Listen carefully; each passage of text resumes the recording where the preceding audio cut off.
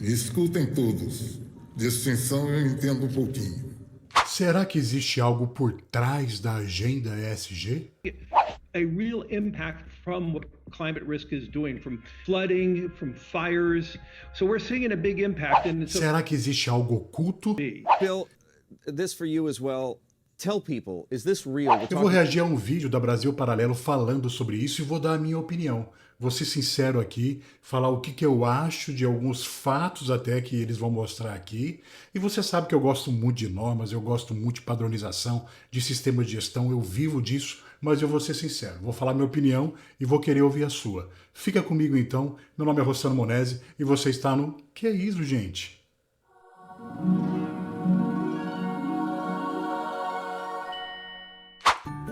Environmental, Social, Governance. Os fatores ESG são cada vez mais valorizados pelos consumidores e pelos investidores. Nos últimos anos, a discussão sobre meio ambiente, pautas sociais e de governança corporativa deixou de ser prioridade apenas para ONGs e entidades especializadas e passou a fazer parte da agenda das maiores empresas do mundo. A sigla que resume esse movimento é ESG. O termo foi introduzido pela primeira vez em 2004 por Kofi Annan, então secretário-geral da ONU, e faz referência aos princípios Environmental, Social e Governance. Em português, meio ambiente, social e governança. Segundo seus entusiastas, a adoção de medidas alinhadas ao ESG seria uma forma de colocar em prática o chamado capitalismo consciente. This is a permanent change in the way capitalism works. And by the way, we're doing this to protect capitalism. Otherwise, government intervention is going to come, socialist ideas are going to come, and the like. So it's not against capitalism, it's about dealing with the externalities that are created in capitalism. O conceito ESG passou a ser referência para iniciativas. Olha que interessante que o repórter ali justificou a questão de introduzir a agenda ESG para proteger o capitalismo. E uma forma de dar ênfase a isso foi ele dizer que vai proteger contra ideias socialistas ou até comunistas, por assim dizer, a pauta da esquerda, que muitas vezes defende mais as questões ambientais e sociais de questões capitalistas. É isso que ele quis dizer ali. Vamos entender um pouquinho mais, vamos aprofundar o assunto. Ativas milionárias, tanto do setor privado como do setor público, tornando-se um tema praticamente obrigatório nos discursos de artistas, empresários e políticos do mundo todo. Adentrou, inclusive, a academia, fazendo parte de cursos de graduação, pós-graduação e sendo objeto de teses científicas. Ultimately, all of us will feel the impact, some of which are now unavoidable. Incentivar o ESG passou. Mais um outro ponto que eu acho interessante comentar, que aqui ele falou, de uma forma incisiva. De uma forma ou de outra, todos nós vamos sentir os impactos. E a gente sabe que com relação ao meio ambiente, isso é uma verdade. Algumas questões que envolvem o meio ambiente, se o ser humano não mudar agora, a gente vai sentir impactos lá na frente, isso realmente vai acontecer. Agora, de forma geral, nós sabemos que a agenda do ESG não envolve só o meio ambiente. Envolve questões de governança, transparência e questões sociais que são muito contraditórias hoje em dia. Então nós já vimos ali a ameaça da pauta socialista ou comunista de esquerda e agora nós vimos a ameaça ambiental. Se não fizermos algo agora, todos nós vamos pagar o preço ou sentir na pele de uma maneira ou de outra. Vamos continuar. Passou a ser sinônimo de virtude, de possuir uma grande preocupação com questões como as mudanças climáticas, as minorias e a desigualdade social. Completam o rol de termos atrelados ao ESG palavras como propósito, diversidade, impacto, sustentabilidade e por aí vai. Mas eu te prometo, existe um lado oculto nessa história.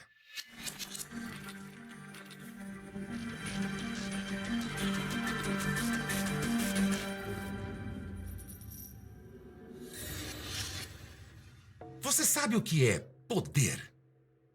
É a capacidade de impor a sua vontade a outra pessoa. Em outras palavras, é quando você consegue fazer com que as pessoas façam o que você quer que elas façam. E existem 3 formas principais de exercer poder: através das ideias, através da política ou através do dinheiro. Agora, se eu te perguntasse qual dessas formas é a mais eficiente para influenciar pessoas, a melhor resposta? As 3 juntas. Tudo começou em 1987, quando a ONU publicou o relatório Nosso Futuro Comum, produzido na Comissão Mundial sobre Meio Ambiente e Desenvolvimento Sustentável. Ali foi apresentada a ideia de um capitalismo sustentável, que seria encontrar uma forma de satisfazer as necessidades do presente sem comprometer as capacidades das futuras gerações de satisfazer as suas próprias necessidades. Essa é uma frase, uma expressão que a gente usa muito, não é? Essa preocupação com o meio ambiente, de você viver de uma maneira hoje que preserve o que é necessário para futuras gerações, não agimos como parasitas, né, que simplesmente sugamos ali do meio ambiente e deixamos o pior para futuras gerações. Isso é importante, já não é de hoje, né? Então, essa pauta aí eu concordo, é realmente importante a gente se preocupar com isso. E o capitalismo sustentável envolve criarmos formas de garantirmos essas necessidades futuras, mas também sem impactar o presente, aquilo que nós precisamos fazer para o desenvolvimento atual. Vamos falar um pouquinho mais sobre isso, ele vai aprofundar. Vamos ver se você concorda comigo ou não. Já vai comentando, deixe seu comentário, que essa discussão é importante. Ele vai trazer fatos bem interessantes que vai aguçar essa nossa curiosidade e dar uma pimenta aqui na nossa conversa. Vamos lá. E o documento vai mais longe. Chega a sugerir que seriam necessárias leis internacionais para garantir a proteção do meio ambiente. Os governos agora precisam preencher as lacunas existentes na legislação nacional e internacional relacionadas ao meio ambiente, para preparar, sob os cuidados da ONU, uma declaração universal sobre proteção do meio ambiente e desenvolvimento sustentável. Isso eu já acho um pouco contraditório. Eu já acho complicado você querer interferir na soberania dos países, até porque tem países que, por exemplo, não podem pagar o preço pelo desenvolvimento de outros países. Muito se fala disso, que na Europa e muitos dos países envolvidos, eles destruíram o meio ambiente ou exploraram tudo que podia do meio ambiente e agora, preocupados com a sustentabilidade do planeta, não querem que outros países que ainda têm floresta, ainda têm água potável ou outros recursos que são importantes para o meio ambiente, que esses países não explorem, não façam isso, né? Não utilizem esses recursos naturais como eles utilizaram. Então, muitos acham isso injusto. Eu acredito que ter uma declaração universal e uma legislação universal que todos os países devem seguir, eu acho que é complicado, porque alguém vai sair perdendo nessa história, né? E normalmente não são os países em desenvolvimento, não são os países mais fracos que saem ganhando. Normalmente os países mais poderosos financeiramente procuram proteger suas reservas, proteger sua população, sua economia, em detrimento de outros. Vamos ver, ele vai falar mais sobre isso. Vamos continuar. Em 1999, o ativista John Elkington lançou o livro Canibais com Garfo e Faca, onde fez uma analogia usada até hoje com um garfo de 3 pontas. Uma ambiental, uma social e uma econômica. Estava criado o tripé da sustentabilidade. Em 2004, durante o Fórum Econômico Mundial em Davos, Kofi Annan propôs aos 50 maiores líderes empresariais do mundo um pacto global de valores e princípios. 20 years ago, a small group of United Nations and business leaders came up with a visionary proposal. I propose that you, the business leaders here gathered in Davos, and we, the United Nations, initiate a global compact of shared values and principles which will give a human face to the global market. I always say part of Kofi Annan's genius was he invited business, but he also addressed civil society and labor organizations. Mas até então, a discussão não saía do plano teórico e dos discursos ideológicos. Foi com outra sigla, o PRI, em 2006, que a história começou a mudar. Também na ONU, foram lançados os Principles for Responsible Investment, ou Princípios para Investir com Responsabilidade, indicando 6 princípios que fariam uma gestão responsável. 1. Incorporar critérios ESG na análise de investimentos e nas tomadas de decisão. 2. Garantir que os investimentos estejam alinhados com compromissos, políticas e práticas ESG. 3. Buscar divulgar critérios de investimento ESG e políticas de responsabilidade. 4. Encorajar gestores a aceitarem e inserirem os princípios ESG no seu processo de tomada de decisão. 5. Trabalhar em conjunto com as empresas investidas para promover a efetividade de práticas responsáveis do negócio. E 6. Promover o PRI dentro da comunidade dos investidores.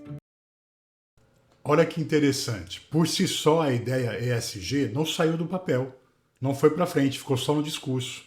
Então, eles começaram a transformar o ESG num negócio.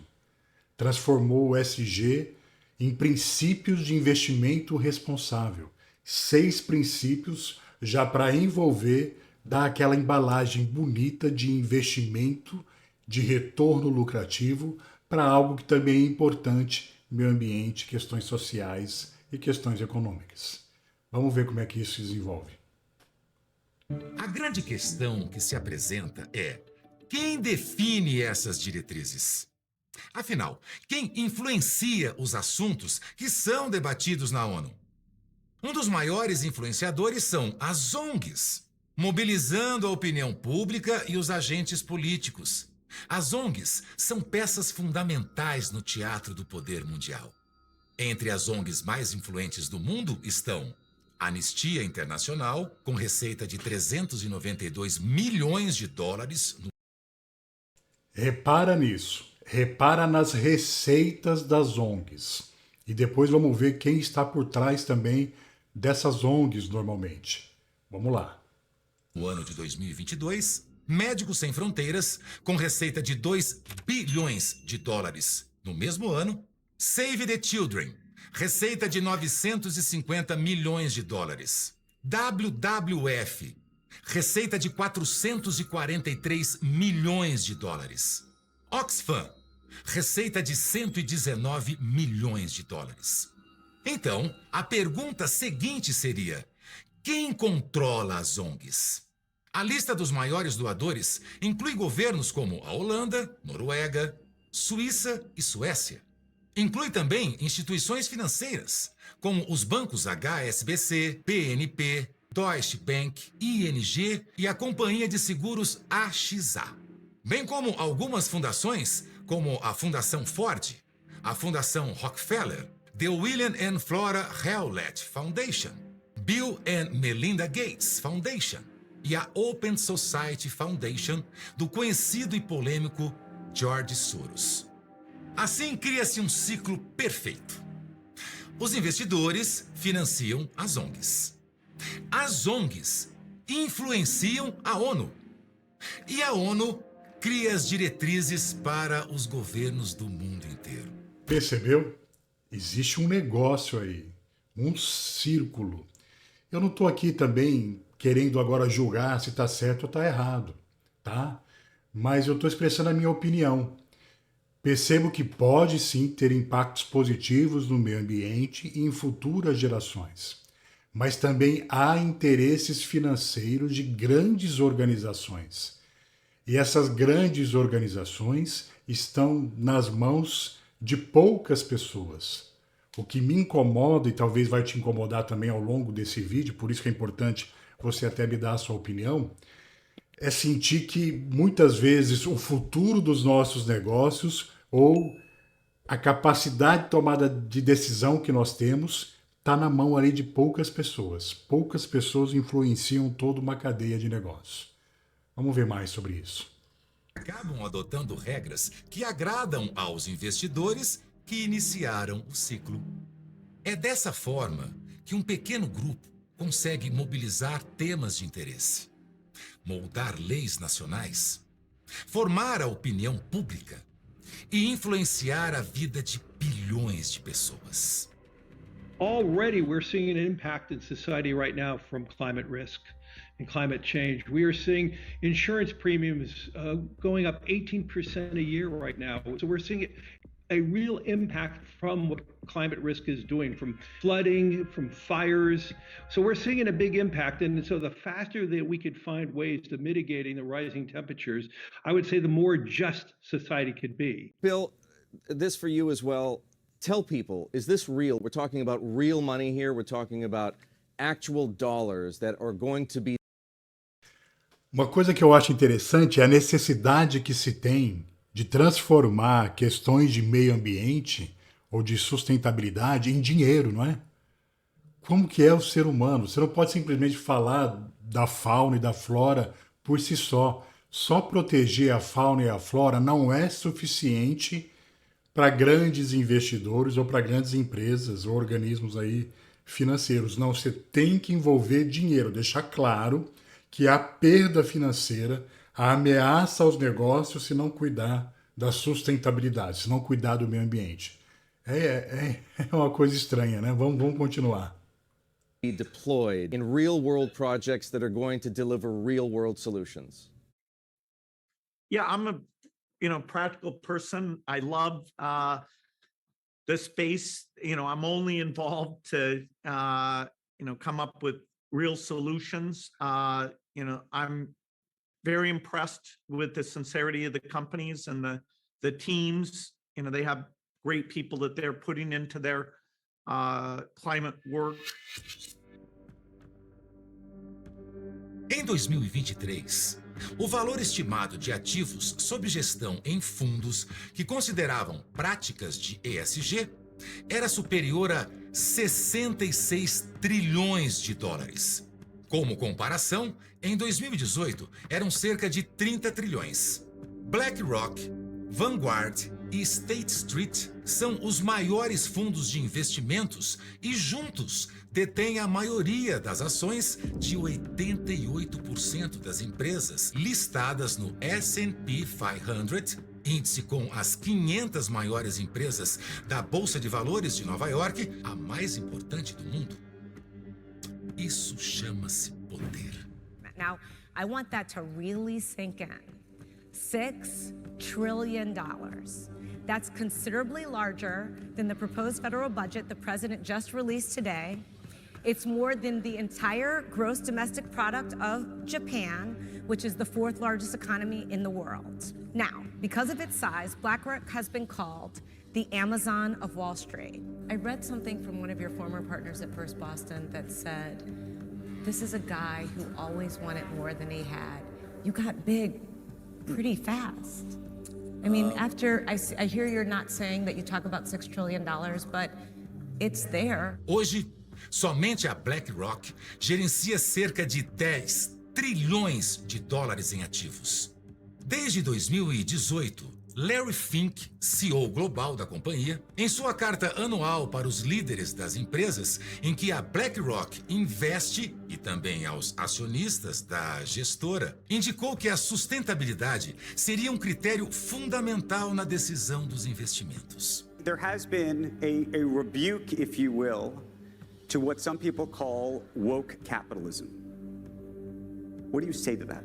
I look at what BlackRock's job is to provide hope. Because if you don't have hope, why on earth would you invest for 20, 30 years outcome?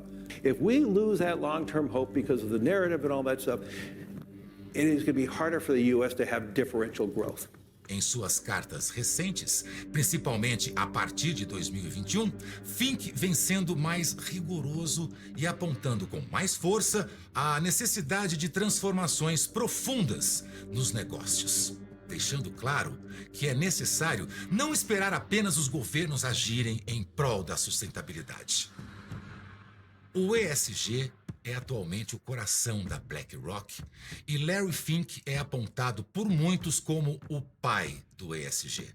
BlackRock is a firm that tries to sell hope because why would anybody put something into a 30-year obligation unless you believe something is better in 30 years? O CEO da empresa no Brasil também deixa evidente a prioridade que a companhia dá aos princípios ESG, inclusive interferindo na formação das diretorias das empresas em que investem. A BlackRock também tem um entendimento que a mudança no board, a mudança na direção, ela é um dos principais vetores com que você pode provocar a mudança nas ações que a empresa está implementando ou não, né? Então, como a BlackRock trabalha? Ela trabalha induzindo e envolvendo e engajando a mudança cultural dentro da própria companhia. Uma pesquisa feita pela consultoria BTA, a pedido da revista Exame, com 280 das 500 maiores companhias brasileiras, levantou que 62% das grandes empresas dizem sofrer pressão do mercado por práticas ESG. A pressão já existe, né?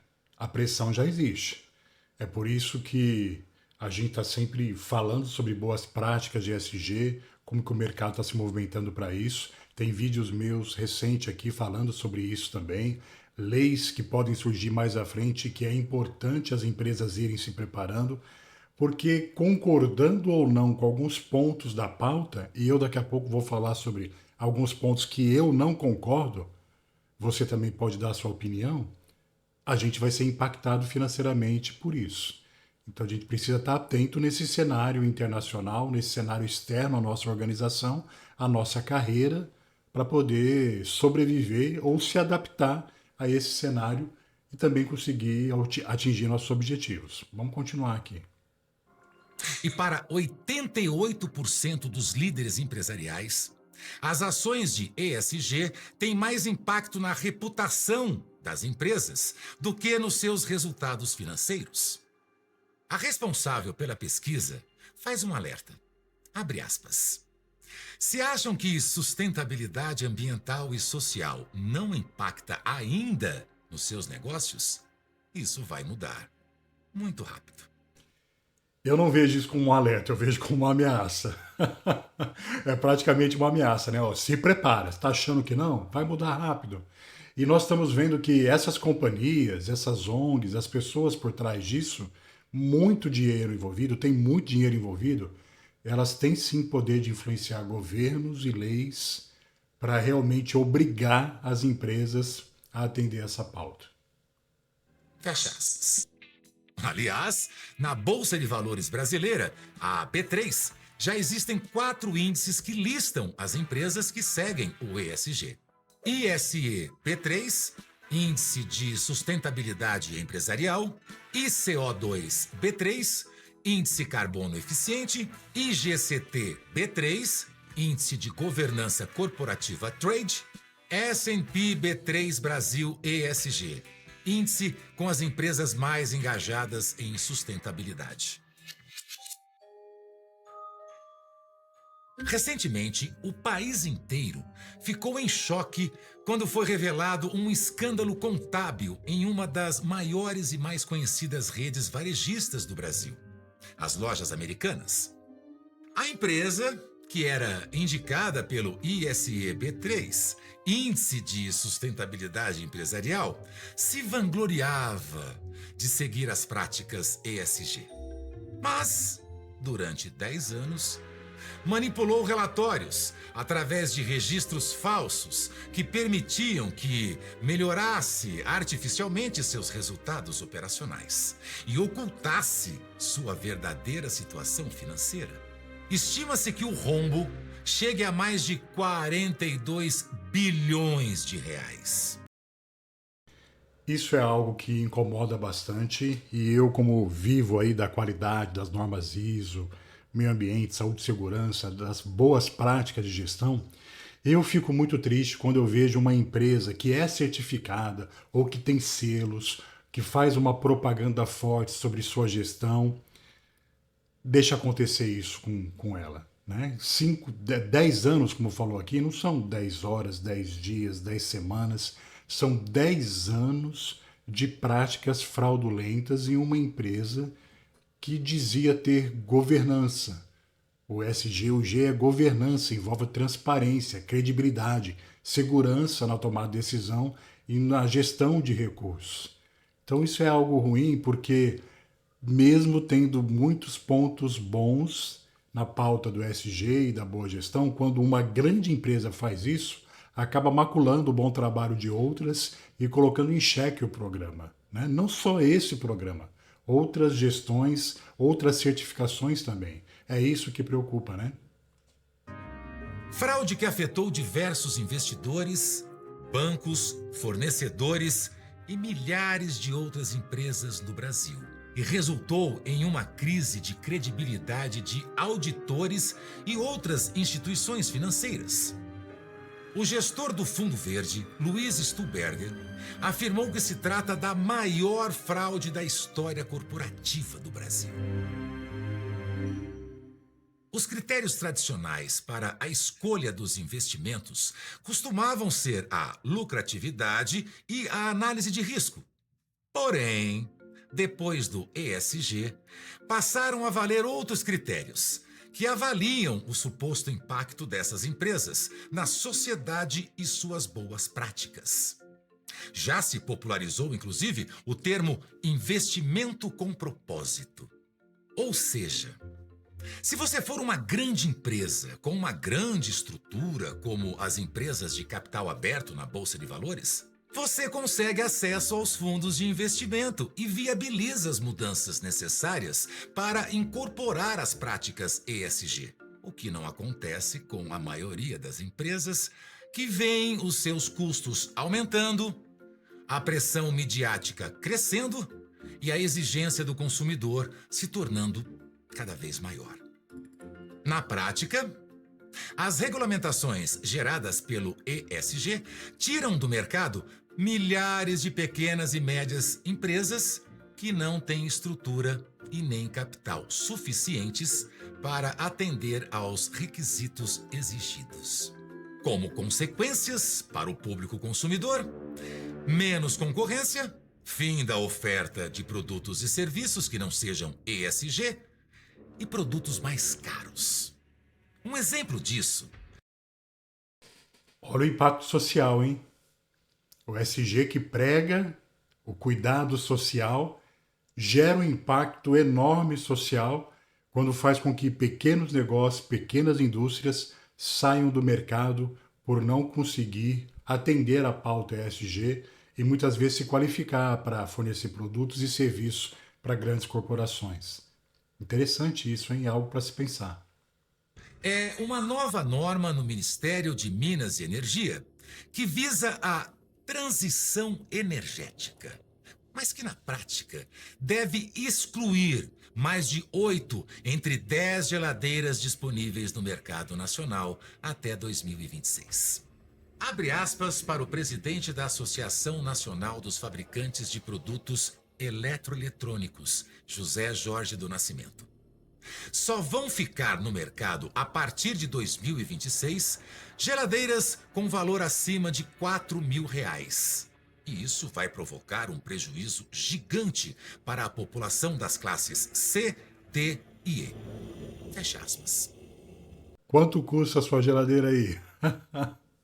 Ai, R$4.000 é uma grana. A gente sabe aí que boas geladeiras, as geladeiras duplex e tal, elas estão caras mesmo, mas R$4.000 para uma família da classe C, D e E, como ele mencionou ali, é pesado, hein? Cadê aquela geladeira azul, azulzinha, amarelinha, antiga, lembra? Ah, baratinha. Não existe mais não e pelo jeito vai deixar de existir outras mais acessíveis. O ESG se tornou uma força poderosa no mercado. Outra prática também ficou muito popular, o greenwashing, ou lavagem verde.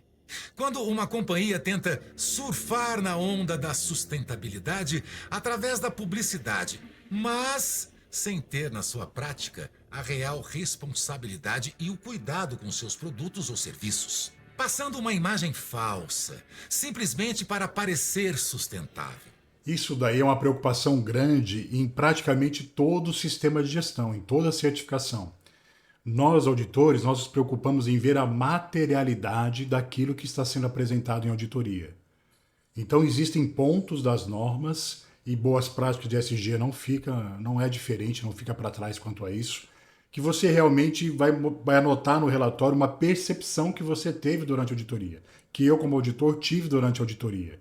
Eu percebi que existe essa preocupação, eu percebi que tem essa boa prática, mas na maioria das vezes é necessário sim provar, ter materialidade, seja uma licença, seja um registro, planos de ação e outras evidências que sejam reais, que é possível rastrear para ver a materialidade disso, a realidade daquele fato que está sendo observado na auditoria. Se não é greenwashing, é da boca para fora e aí realmente acaba com a opinião pública, engana a sociedade, é uma propaganda enganosa, enfim, é tudo que a gente não quer nesse segmento, nesse mercado.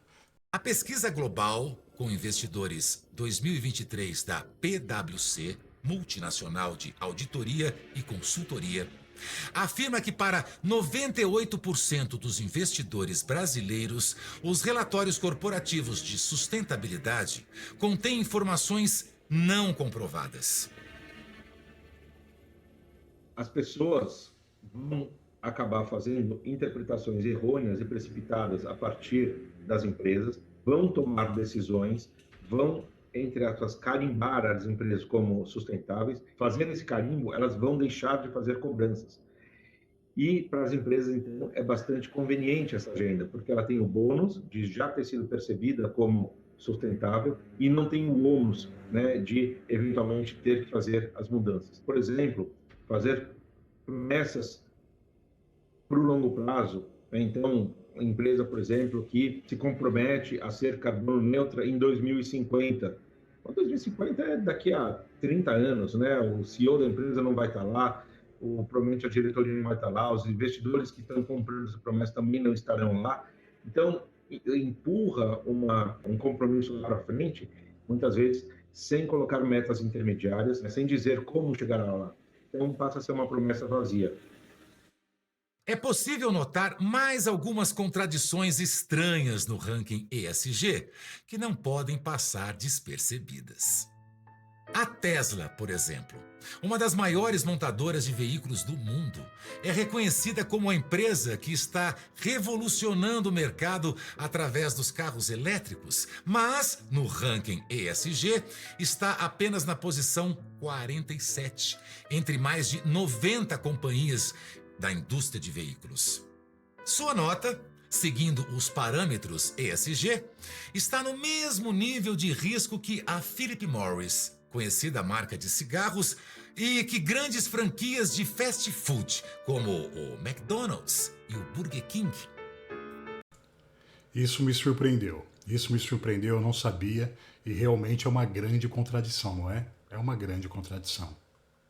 Uma ramificação da estratégia da agenda ESG foi adentrar também no dia a dia das empresas através do método DEI, diversidade, equidade e inclusão, que visa formar uma cultura empresarial mais inclusiva e se tornou referência para muitos empregadores.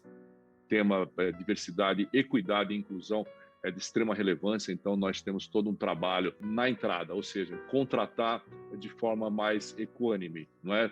Contratações de 50% e 50%. Isso nós falando com relação ao gênero, mas nós também olhamos as questões raciais, que nós temos uma minoria de negros ainda ocupando principalmente posições de maior senioridade e, claro, o gênero feminino ocupando também posições de liderança. Para isso nós temos objetivos ano a ano para chegar lá e fazemos esse acompanhamento. Afora todas as iniciativas que a BlackRock tem, então nós temos um debate muito transparente com relação à diversidade, à equidade, né, e à inclusão. Um estudo...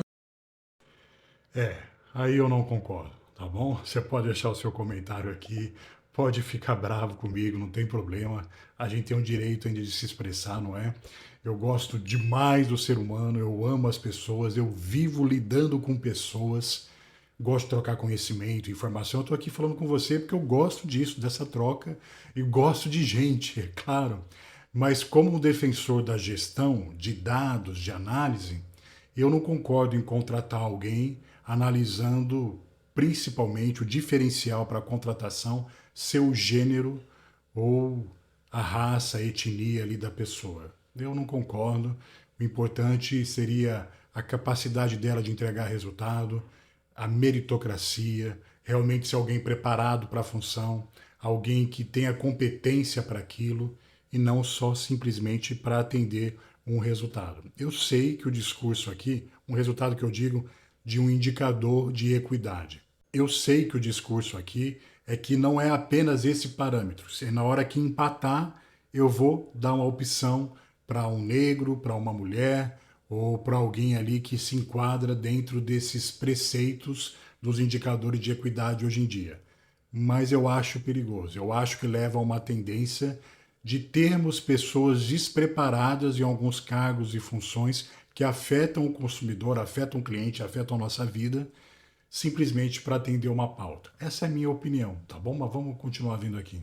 Lançado em dezembro de 2023, apresenta o relatório da McKinsey & Company, realizado em nível global, com 1.265 empresas em 23 países, sobre equidade de gênero e diversidade. Abre aspas. Em cada um dos nossos relatórios, 2015, 2018, 2020 e agora, em 2023, foi encontrada uma tendência de crescimento contínuo, rastreando uma representatividade cada vez maior de mulheres nas equipes de executivos. Fecha aspas. Muitas mulheres competentes, problema nenhum. Gosto lá do requisito 7.2, competências da ISO 9014-45, atendendo o critério de competência de entregar resultado, existem realmente mulheres muito mais competentes que muitos homens. Existem homens negros, mulheres negras, muito mais competentes que homens brancos e mulheres brancas. Tudo bem. Só não pode ser o único critério e ter uma tendência cega para ver só esse fato. Essa é a minha preocupação e minha opinião. A intenção da pesquisa é tentar provar que há uma relação direta entre diversidade corporativa e performance financeira. Recentemente, uma notícia causou bastante polêmica nos Estados Unidos. A FAA americana, Administração Federal de Aviação, na sigla em inglês, equivalente à ANAC no Brasil, criou uma iniciativa chamada de Programa Nacional de Extensão para a Diversidade e Inclusão, que estabeleceu cotas para a contratação de pessoas com deficiência. A Boeing, por exemplo, é uma das companhias que adota o DEI e, em seu último relatório, revelou que 7,7% dos seus funcionários têm alguma deficiência. That makes it sometimes difficult to sort of step back and remove yourself from the culture and just look philosophically at what's going on and to examine, okay, what does it mean? What does diversity, equity, inclusion mean? What do those terms mean? Because diversity sure looks a lot like uniformity of thought. Equity sure looks like it is completely throwing out the old notion of equality, the Martin Luther King notion that we're going to judge people not by the color of their skin, but by the content of their character. Now it looks a lot like we are going to judge people by immutable characteristics, by their skin color, the way they were born into the world, things they didn't choose, rather than on the basis of their actions are things they did choose. And inclusion sure looks a lot like exclusion. Concordo plenamente com ele. A ideia hoje de inclusão está parecendo mais com exclusão. Concordo com a fala dele. Na hora que eu coloco cotas, na hora que eu estabeleço isso, eu sei que esse tema é polêmico, mas eu acabo chamando a atenção para a diferença da cor de pele, para a diferença de gênero, seja lá o que for. E não fico mais preocupado com o que aquela pessoa fez para conquistar aquela posição. Eu sei que tem coisas muito mais profundas envolvendo essa questão, desde do ensino primário, do infantil, desde a formação ali da pessoa, as oportunidades que ela teve na vida. Mas eu concordo com o que ele diz, chama a atenção. Então é algo realmente para se pensar. Eu presto serviço para uma grande empresa na região, uma empresa muito conhecida, que tem dificuldade em cumprir a cota de PCD. Tem dificuldade. Eles têm lá 1.500 funcionários, tem que cumprir lá um percentual alto de PCD, não encontra no mercado pessoas com deficiência que se encaixam para realizar as atividades. É um desafio, é complicado. No Brasil, um estudo feito pela plataforma LinkedIn entrevistou 1.117 profissionais sobre temas como racismo estrutural e cultura organizacional branca. A pesquisa destaca que 42% acreditam que os ambientes de trabalho não valorizam a diversidade nem promovem inclusão. E 44% percebem resistência à mudança.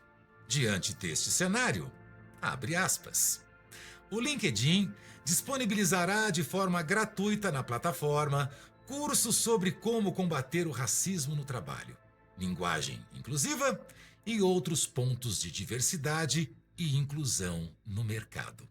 Fecha aspas. Uma das consequências, previstas ou não, é a geração de tensão entre os grupos nas empresas, colocando colaboradores uns contra os outros por questões identitárias. Why are you focused there? Well, that's just one component of good governance. Why don't people do that better? I don't have any idea. I mean, it shocks to me. First of all, when we talk about diversity, one thing that is underspoken, it's very clear. I think more and more companies are focusing on gender diversity, still not enough. Everybody's focusing on ethnic diversity. And so it's just, you have to force behaviors. And if you don't force behaviors, whether it's gender or race or just any way you want to say the composition of your team, you're going to be impacted. Você viu? Forçar comportamento, empurrar a goela abaixo. Isso que, na minha opinião, eu não gosto. Nada forçado, nada goela abaixo, do jeito que ele fala aqui, o conhecido pai do ESG, isso é ruim. Quando a entrevistadora pergunta, né, por que as empresas não investem nisso, ele diz, não sei, mas é uma boa prática de governança. Uma boa prática de governança? Quais resultados isso trouxe ou está trazendo? Será que não está trazendo divisão interna nas empresas? Como o apresentador aqui da Brasil Paralelo falou bem. Então, isso que a gente tem que ficar atento. A forma que é feito diz muito. Se é algo, muitas vezes, positivo, se é algo bom, por que a gente não consegue trazer isso de uma forma mais natural, mais inclusiva até na sociedade, com pautas que consigam buscar a opinião de todas as partes interessadas, os stakeholders envolvidos? Isso me chama a atenção.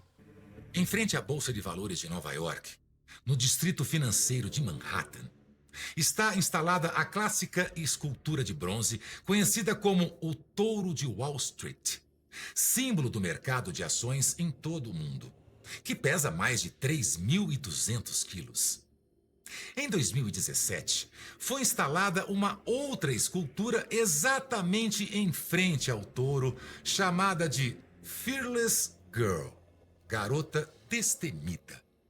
Pesando cerca de 110 quilos, encarando o touro de peito aberto e cabeça erguida. Essa nova escultura foi financiada pela State Street Global Advisors para enviar uma mensagem sobre a diversidade de gênero no ambiente de trabalho e encorajar as companhias a recrutar mulheres para sua mesa diretora. A placa abaixo da estátua afirma: conheçam a força da mulher na liderança. Ela faz a diferença. Era uma metáfora, simbolizando as novas gerações diante do tradicional e antiquado mercado financeiro. A garota destemida, com apenas 130 centímetros de altura, frente a frente com um touro enfurecido com mais de 3 metros de altura, mostrava que, apesar da evidente diferença de força e tamanho, A garota ali permanecia, enfrentando o adversário. Since the Paris Agreement, global banks have invested 1.9 trillion US dollars in fossil fuels. And the effects of climate change will become astronomically worse in the future. Our planet cannot be saved unless we leave fossil fuels in the ground where they belong. A new collective evolution of the human race, inspired and enabled by a sense of urgency from all of you. My world is melting. You think you have control, we actually have no control. I'm absolutely terrified to bring a child to this world. Is this how our story is due to end? A tale of the smartest species doomed by that all too human characteristic of failing to see the bigger picture in pursuit of short-term goals.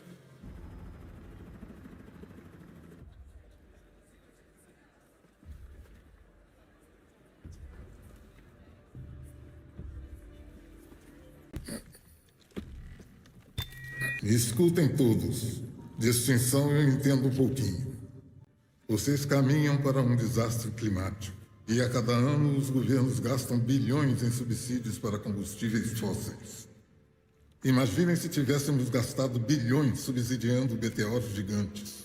É isso que vocês estão fazendo. Vocês têm uma oportunidade única enquanto reconstroem a economia e se recuperam dessa pandemia. Não escolham a extinção. Salvem sua espécie antes que seja tarde demais. O verdadeiro segredo da... Mexe com a gente, né? Quando aparece aqueles vídeos, né, com as mulheres falando, as mães falando, já mexe ali com o nosso coração. Aparecendo um dinossauro, então, uma boa sacada, né? E eu sou a favor realmente de parar de utilizar combustíveis fósseis. A gente tem tecnologia para usar energia solar, eólica, né, a fotovoltaica, enfim, a solar, e a gente não faz isso como deveria. Então tem sim como mudar isso, fazer algo mais sustentável. Nisso eu sou a favor. Eles apelam um pouquinho ali, mas eu achei interessante a propaganda do dinossauro. Você gostou? Comenta aí. A política é o controle da agenda pública, dos temas que devem e não devem ser discutidos, da decisão sobre o que fazer e o que não fazer. Mas além do poder político, há também o poder financeiro, em que os investidores privados determinam para onde vai o dinheiro. They said that the real problem wasn't poverty. It wasn't economic injustice. Rather, it was racial injustice and misogyny and bigotry. And guess what? That presented a once-in-a-generation opportunity for Wall Street. They could no longer be the bad guys, but instead could actually become the good guys just by adopting these woke values. Você se lembra do conceito de poder? Quando se consegue tamanha influência, podemos, sem dúvidas, dar o nome de poder. E neste caso, ele está na mão de poucas pessoas que não foram eleitas, que a população não escolheu, mas que estão influenciando muito nossas vidas, mesmo sem percebermos. Assim, passo a passo, a estratégia da agenda ESG tem conseguido sucesso, concentrando poder em uma pequena elite, impondo suas verdades e influenciando a vida de todos nós.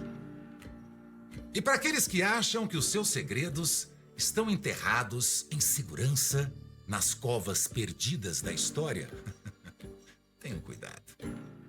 Pois existem 3 coisas que não podem ser escondidas por muito tempo: o Sol, a Lua e as faces ocultas que eu vou revelar.